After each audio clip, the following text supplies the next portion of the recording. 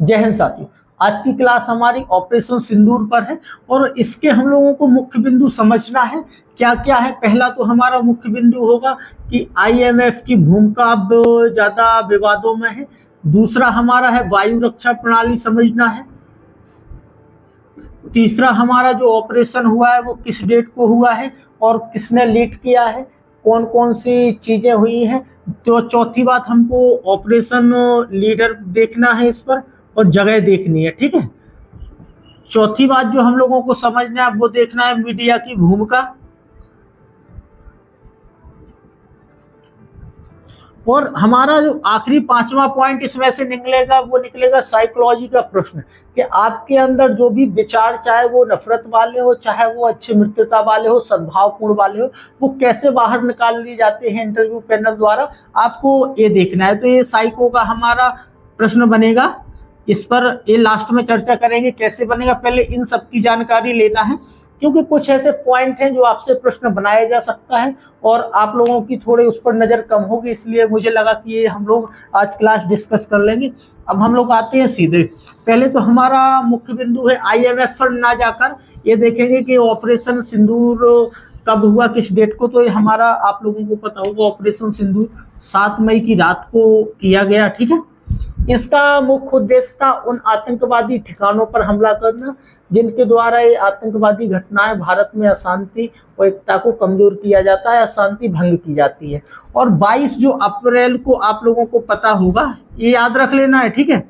शायद ऐसी डेटें आपसे पूछी जा सकती है। एक तो 22 अप्रैल बेसरन घाटी आपको याद रखना है। इसमें ये अनंतनाग जिले की बेसरन घाटी, ठीक है, अनंतनाग जिले के पहलगांव के पास में है। ये 5 से 7 किलोमीटर लंबी घाटी है। इसको मिनी स्विट्जरलैंड भी कहा जाता है। अब प्रश्न कैसे बन सकता है, मिनी स्विट्जरलैंड किसे कहा जाता है, तो बेसरन घाटी को ये प्रश्न बन सकता है। ऑपरेशन सिंदूर कब चलाया गया, ये 7 मई को। पहलगाम आतंकी घटना किस दिन हुई, 22 अप्रैल को। ये 3 चीजें आप लोगों को यहाँ से याद रखनी है। अब हमारे जो थल सेना के मुख्य थे जिनने ऑपरेशन को लीड किया वो आपको पता होगा सोफिया कुरैशी जी, कर्नल सोफिया कुरैशी। और जो वायुसेना विंग कमांडर व्योमिका सिंह, ये आपको 2 नाम याद रखनी है, विंग कमांडर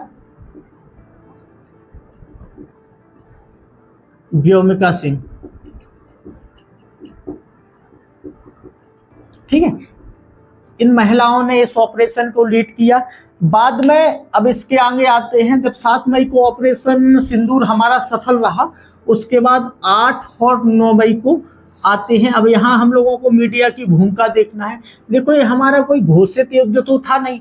कोई भी ऑपरेशन जब किया जाता है किसी देश की सेना के लिए तो वो ज्यादा प्राइवेसी में रहता है। किसी अन्य देशों की, अन्य राष्ट्रों की निगाह में हम लोग बहुत अहिंसावादी हैं, आप लोगों को ये तो पता है। हम लोग शांति के समर्थक हैं, ना कि युद्ध के। लेकिन ऐसे कोई हम लोग किसी भी देश में, किसी राष्ट्र में यदि कोई ऐसी मजबूरी होती है तो वो ऑपरेशन जो होते हैं वो एक प्राइवेसी के तहत होते हैं। यहाँ पर हम लोगों की मीडिया ने क्या गलती की है ये देखना है। 7 मई को ऑपरेशन सिंदूर किया गया, वो सफल रहा। फिर ऑपरेशन सिंदूर को, अब चाहे इसमें आप कुछ भी समझ लेना, देखो आप एक तो धर्मगुरु स्तर के समझदार व्यक्ति हैं, आप लोगों को इसी स्तर पर समझना है।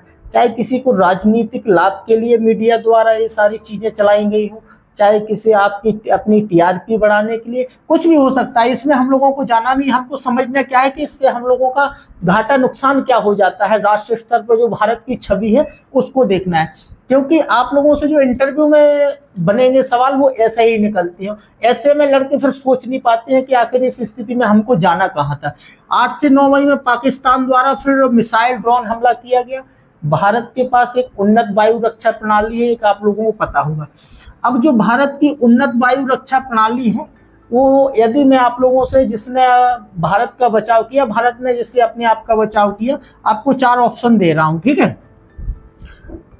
आकाश, अग्नि, इंद्र, सुदर्शन।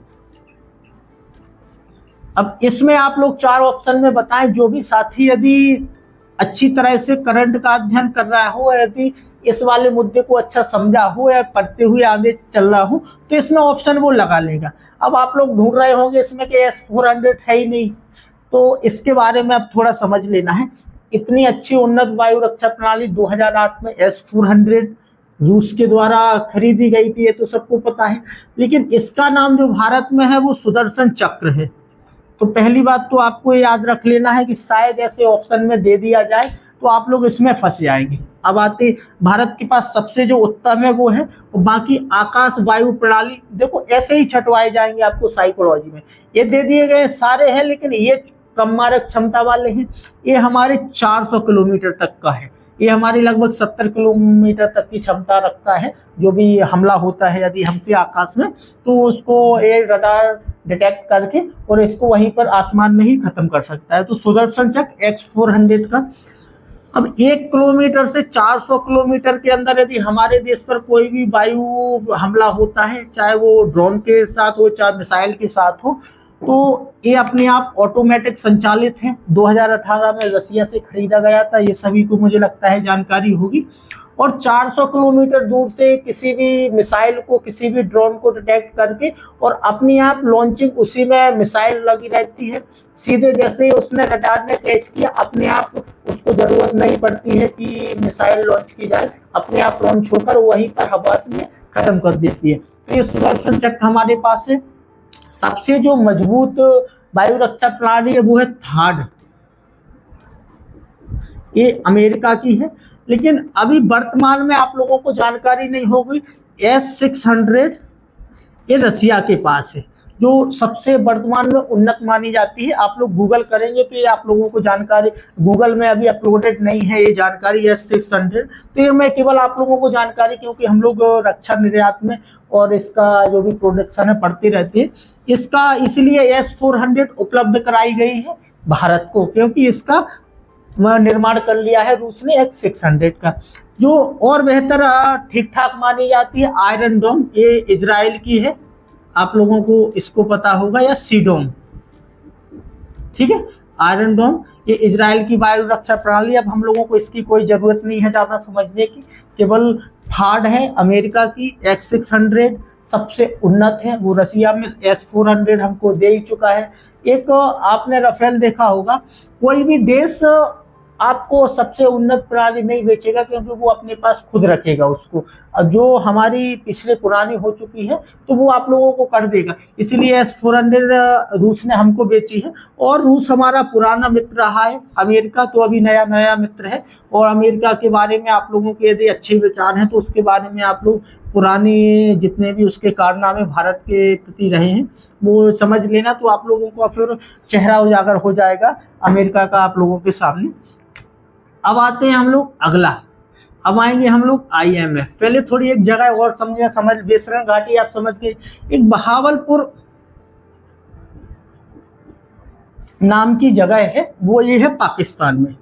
यहाँ पर भारत के द्वारा, जो भारत के सशस्त्र बल हैं उनके द्वारा हमला किया गया, जहाँ जैसे मोहम्मद के आप लोगों को पता है कि जो सरगना है उसके 10 से 15 सदस्य मारे गए हैं इस हमले में।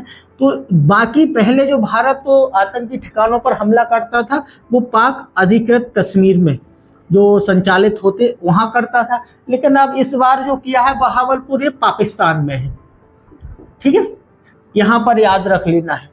तो ये बहुत हम लोग साहसिक कदम मानेंगे। यदि एक शब्द और आता है जीरो टॉलरेंस, शायद मुझे लगता है ये साइकोलॉजी का बहुत फेवरेट शब्द है, जीरो टॉलरेंस। इसका मतलब होता है कुछ भी ना सहना।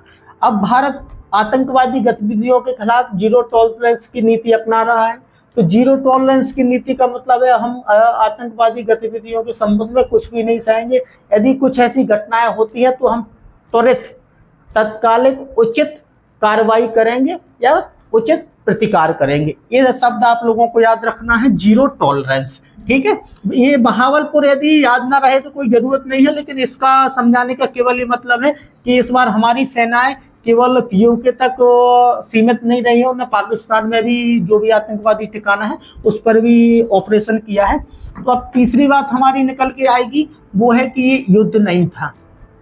जो भी अभी वर्तमान में कई विपक्षी नेता हो सकते हैं, कोई भी, देखो जनता हमारे यहाँ पर सरकार की कई विपक्ष में होती है, जिनमें अभी 1971 की घटना के आधार पर श्रीमती जो इंदिरा गांधी जी थी, उनके आधार पर मोदी को कमजोर प्रधानमंत्री घोषित करने का काम कर रहे हैं, तो उससे हम लोगों को कुछ नहीं है। ये युद्ध नहीं था, ये पहले समझ लेना है। बहुत से लोग अभी ये सपने सजोए हुए हैं कि अच्छा मौका था पीओ के लेने का, तो वर्तमान में ऐसी स्थितियां नहीं हो सकती हैं कि अब हम लोग जो जिसके जब पास जगह है वो हम लोग वापस ले सकें, ये नहीं होगा। युद्ध नहीं था, ये समझ लेना, क्योंकि भारत की जो अंतर्राष्ट्रीय छवि है वो शांति अहिंसा की है। हमारी जो आज़ादी स्वतंत्रता प्राप्ति है वो अहिंसा के आधार पर है। आप लोगों ने सत्याग्रह जानते ही होंगे। हमारी जो मूल पूंजी है वो सत्याग्रह है, वो है अहिंसात्मक।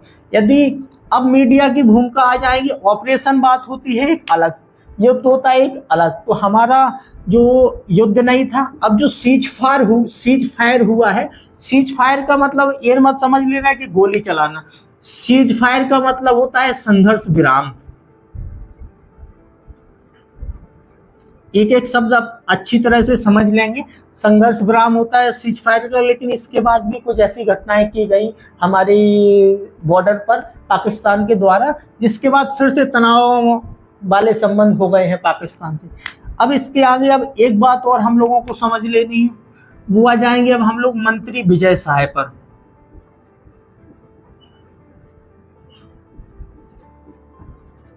कुंवर विजय साय, देखो इनके पास हाई कोर्ट, मध्य प्रदेश के हाई कोर्ट ने आदेश दिया है कि इनके ऊपर एफआईआर दर्ज की जाए।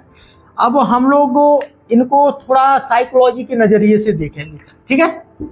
साइकोलॉजी के नज़रिए से क्या देखेंगे, ये थोड़ा ज़्यादा भावनाओं में बहकर ऐसा बयान दिए हैं, ये मुझे पता है। एक मनोवैज्ञानिक होने के नाते इस चीज़ों को हम समझते हैं। कैसे?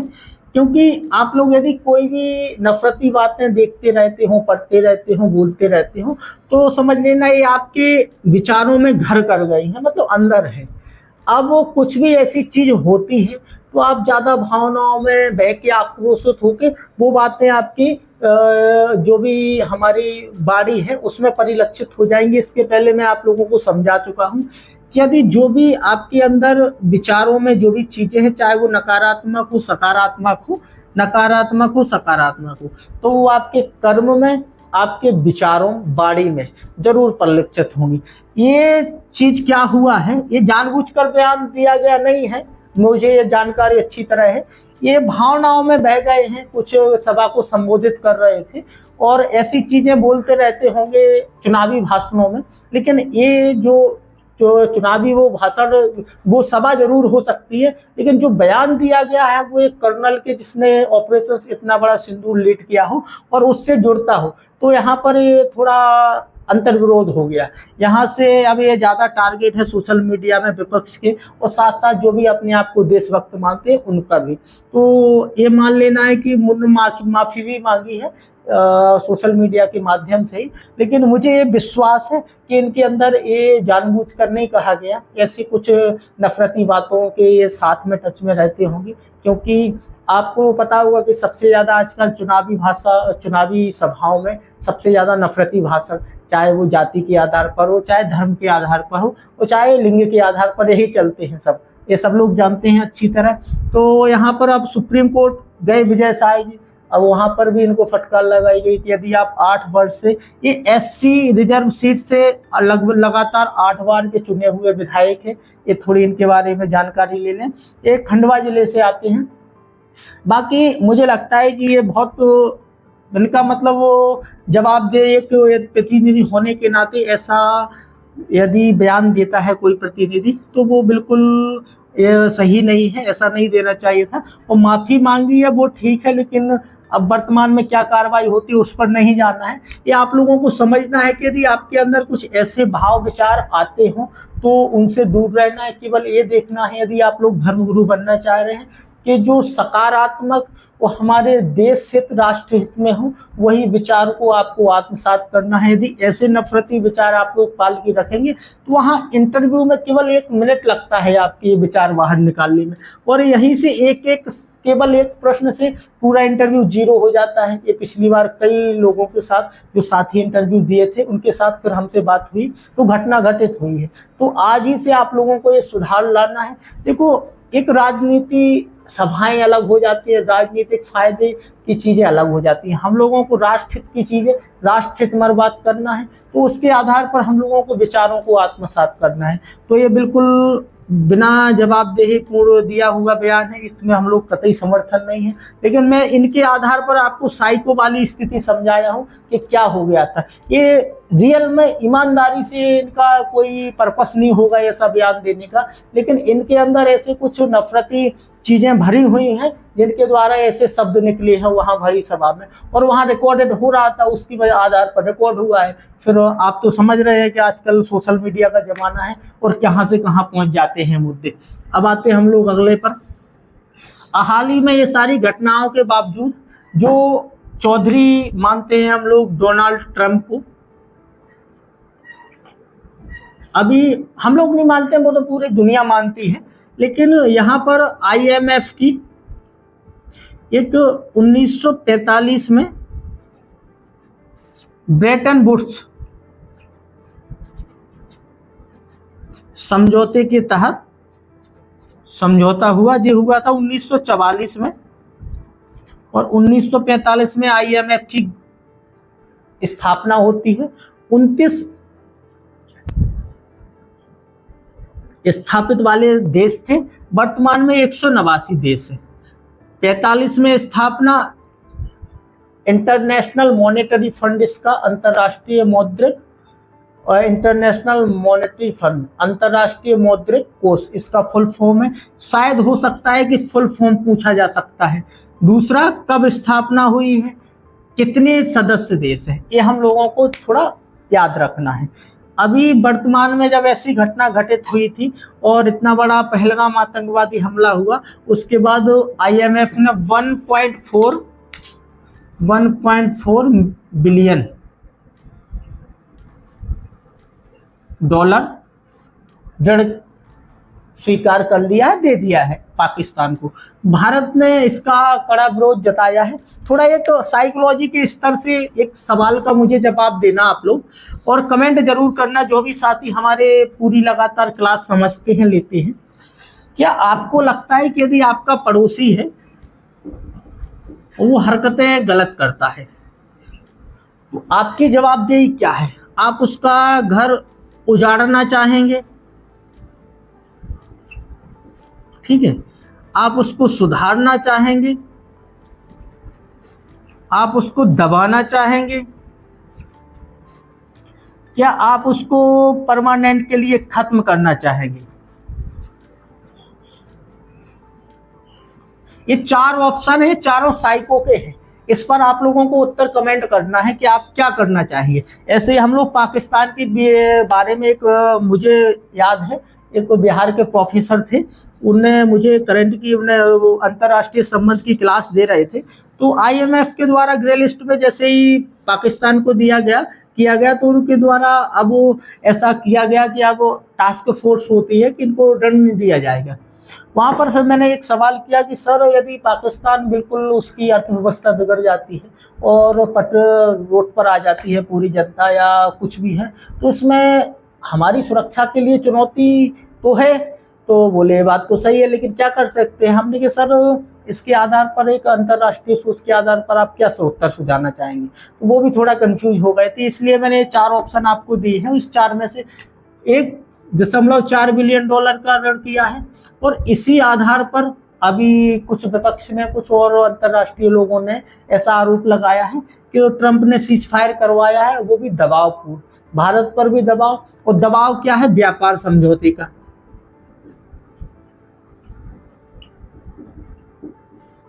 देखो, आपदा में अवसर ढूंढना ये कोई किसी व्यापारी से आप सीख सकते हैं, और व्यापारी का मतलब ये है कि आप लोग व्यापार समझौता, हम लोगों को तो देखो युद्ध किया नहीं था, हम लोगों ने वो सीधी बात है। जो मीडिया ने हम लोगों की ये इस्लामाबाद पर हमला, कराची पर, लाहौर पर कब्जा और भारत की सेना घुस चुकी है, यदि ये अंतर्राष्ट्रीय लोग देखते होंगे तो वो क्या सोचते होंगे भारत के रूप में कि भारत अपने पड़ोसी जो कमजोर देश हैं उस पर आक्रमण करता है। ऐसी चीजें, ऑपरेशन एक बात अलग होती है, एक और युद्ध अलग होता है। यदि ऐसी कुछ चीजें हमारी जो नंबर 1 देश की मीडिया है, इसीलिए मैं उस मीडिया को नहीं देखता हूँ, मुझे पता है कि ये सारे बकवास टाइम वेस्ट करना है। इससे अच्छा मैं आर्टिकल पढ़ना पसंद करता हूँ जिसमें कुछ की पॉइंट मिलते हैं, अच्छे अच्छे शब्द मिलते हैं आप लोगों को समझाने के लिए। बाकी मैं ANI और PTI इन चीज़ों को फॉलो करता हूँ। इससे मैं सारी चीज़ें जो भी रियल है, जैसे PIB हमारी या सनसेट TV हो गया, इनसे मैं न्यूज़ें लेता हूँ। बाकी हमारी नंबर 1 मीडिया से मेरा बिल्कुल जुड़ाव नहीं है। आप लोग यदि देखते हो तो बिल्कुल अपना जो ज्ञान है उसको सीमित मत करना है। यदि आप लोगों के पास जो भी आर्टिकल आते हैं उनसे आप लोगों को समझना है। तो व्यापार समझौते के आरोप है विपक्ष का, व्यापार समझौते के डर से मोदी जी ने ये सीज फायर किया है और IMF से पाकिस्तान को ये दिलवाया गया है। तो इस चीज़ में हम लोगों को देख लेना, जम्मू कश्मीर और POK जो अभी वर्तमान में पाक अधिकृत कश्मीर है, POK और हमारा जो कश्मीर है भारतीय, ये किस दर्रे के साथ जुड़ता है। तो कम से कम भारत देश में 68 से 70 दर्रे हैं, लेकिन ये जो जुड़ेगा ये जुड़ेगा बनिहाल दर्रे से, ठीक है। बनिहाल दर्रा, इसको बोलते हैं जवाहर सुरंग। ये आपसे प्रश्न बनने की ज़्यादा संभावना है, लेकिन जो सिंगजियान प्रांत है वो भारत के लेह लद्दाख से जो जुड़ता है वो जुड़ता है काराकोरम से, ये जुड़ता है बनिहाल दर्रे से। तो आपको इसको केवल याद रख लेना है। तो जो POK जोड़ता है हमारी कश्मीर को या कश्मीर को जम्मू या अन्य भारत के क्षेत्र से, वो बनिहाल दर्रा जोड़ता है। लेह से श्रीनगर को जो जोड़ता है वो जोड़ता है जोजिला दर्रा। ये आपको सब पता होना चाहिए। 2-3 दर्रे पता होना चाहिए, काराकोरम, लिपुलेख, जोजिला और बनिहाल, 4 दर्रों का आपको पता होना चाहिए जो जुड़ते हैं। इससे अलावा यदि अब कोई भी सवाल बन जाता है तो मैंने GK के करंट के आधार पर सारी चीज़ें बता दी हैं और साथ में साइकोलॉजी के भी आधार पर बता दी है। अब आपको ईमानदारी से तैयारी करनी है, ठीक है। तो यहाँ व्यापार समझौते के हमारे मान लो विपक्ष आरोप लगा रहा है कि दबाव में सीज फायर करना पड़ा। अब यहाँ पर हम लोग देखेंगे क्या, देखो IMF की भूमिका अभी वर्तमान में आप लोग देख सकते हैं कि जो भी अंतर्राष्ट्रीय मौद्रिक प्रणाली है उसको कंट्रोल करने के लिए इसका गठन किया गया था। दूसरी बात, हम लोगों को एक आप लोगों में को मैंने संप्रभु शब्द पढ़ाया होगा कि संप्रभुता क्या है, सोवरेनिटी। इसका मतलब है आपके किसी बाहरी देश के दबाव में, बिना किसी बाहरी देश के दबाव में आप अपने देश के स्वतंत्र निर्णय लेना, स्वतंत्र निर्णय। अब यहाँ विपक्ष का आरोप है कि आप लोग अब स्वतंत्र तो बचे ही नहीं हैं, आप दूसरे देश के दबाव में सीज फायर कर रहे हैं। तो यदि उसके हिसाब से देखा जाए तो ये तो सही है, लेकिन अब आगे आते हैं हम लोग, समझना क्या है हम लोगों को वो देखते चल रहा है। यहाँ पर अभी वर्तमान में टैरिफ वॉर चल रहा है। चाइना हमारा पड़ोसी देश है, शत्रु देश भी है, उस पर सबसे ज़्यादा अमेरिका ने टैरिफ लगाया है। यदि हम लोगों को चाइना को नियंत्रित करना है तो चाइना को नियंत्रित करने के लिए अमेरिका से संबंध बनाने बहुत ज़रूरी है। दूसरी बात, हमारी जो अहिंसात्मक छवि है राष्ट्र विश्व स्तर पर, वो उसको भी धूमिल नहीं होना चाहिए। यदि ऐसा कोई कदम कोई देश प्रस्ताव रखता है तो हम लोगों को बिल्कुल उस पर आगे आना चाहिए, लेकिन किसी राष्ट्र से ज़्यादा किसी समूह या संगठन, इसकी मध्यस्थता यदि होती है तो ये बहुत अच्छी बात थी, क्योंकि यहाँ ये कोई संप्रभुता पर प्रश्न चिन्ह खड़ा नहीं होता है। यदि कोई हमारा ऑर्गेनाइजेशन, जैसे आप विश्व बैंक मान लें, संयुक्त राष्ट्र मान लें या IMF, यदि ये कोई मध्यस्थता करके और सीज फायर करवाता तो एक और ज़्यादा अच्छी बात होता, लेकिन हम लोगों के लिए ज़्यादा मुद्दा है नहीं है बात करने के लिए। आप लोगों को तो सुदर्शन चक्र, आकाश, L-70 एंटीगन एयर क्राफ्ट आप लोगों को ये देख लेना है, ठीक है। L-70 एंटी एयरक्राफ्ट गन,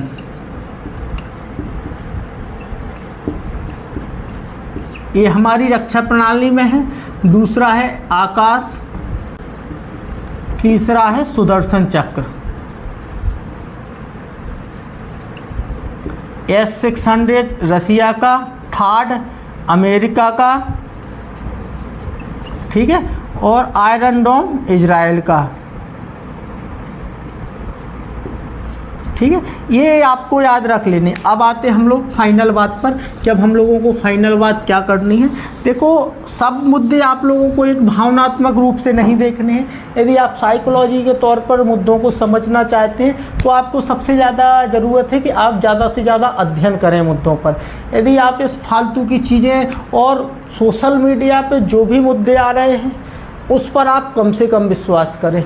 ऐसी कोई आप वेबसाइटों से जुड़ें जो विश्वसनीय हो और सरकार के द्वारा। आप लोगों को एक जानकर आश्चर्य होगा कि भारत सरकार के द्वारा 8 और 9 मई को एक एडवाइजरी जारी करनी पड़ी भारतीय मीडिया के लिए कि जो सूत्रों से आप लोग एक और AI वाली वीडियो दिखा के भारत या वैश्विक स्तर पर भारत की छवि खराब कर रहे हैं, आप उस पर कंट्रोल करिएगा। ये बहुत शर्मनाक बात है यदि आपकी देश की सरकार वो आपके ऊपर ऐसा कोई निर्देशन करती है।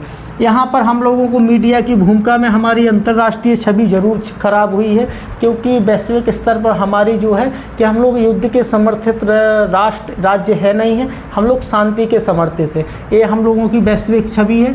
लेकिन वर्तमान मीडिया ने ऐसी कई चीज़ें कि भारत ने किया अटैक, भारत ने लाहौर पर कब्जा कर लिया, भारतीय सेना पाकिस्तान में एंट्री कर गई, ऐसा कुछ था नहीं। केवल ऑपरेशन था, ऑपरेशन के आधार पर कुछ वो हम लोगों को कोई बात करने की ज़रूरत नहीं है। आपको क्या क्या याद रखना है वो देख लेना है ज़रूर, किन किन मुद्दों पर, क्योंकि घाटी से संबंधित एक और लास्ट इसी से जुड़ता हुआ बन रहा है कि